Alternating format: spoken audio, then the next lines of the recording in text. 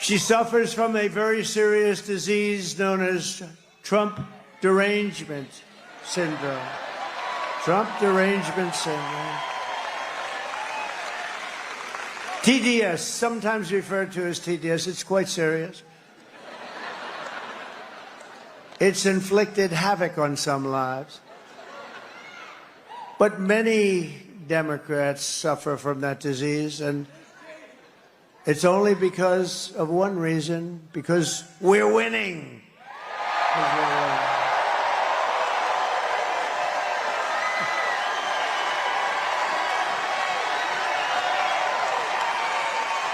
This week, Kamala has been comparing her political opponents to the most evil mass murderers in history.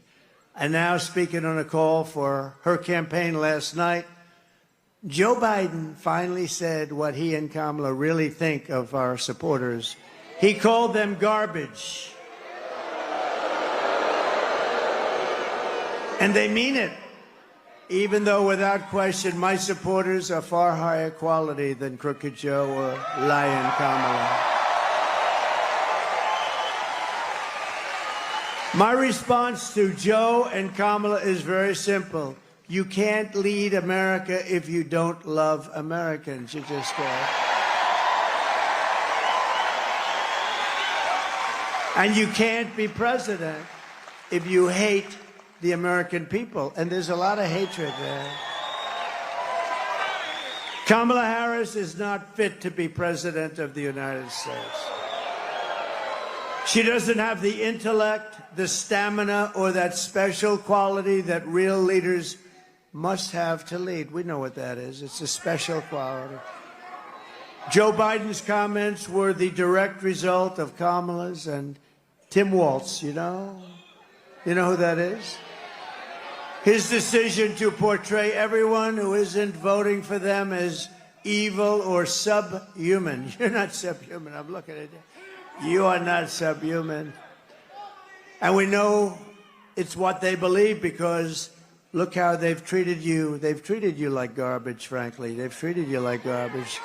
You know what? The truth is they've treated our whole country like garbage, whether they meant to or not, because they're grossly incompetent people. And they've destroyed our country. Our country is suffering right now like it's never suffered with inflation. And with the infliction, think of it, they've allowed millions and millions of people to come into our country that are criminals, that are the highest level criminals. 13,099 Border Patrol, which endorsed me, by the way, very strongly. And it wasn't like I had any competition. 13,099 murderers, many of them murdered more than one person. 13,000, these are the numbers from Border Patrol during their term. 13,099 murders were let into our country. You have drug lords, you have terrorists, you have people from mental institutions. They're all let into our country. And I actually feel it's number 2 or number 3 on the list of things. Number 1 is the economy. Number 2 is inflation. Number 3 is what they've done to our border.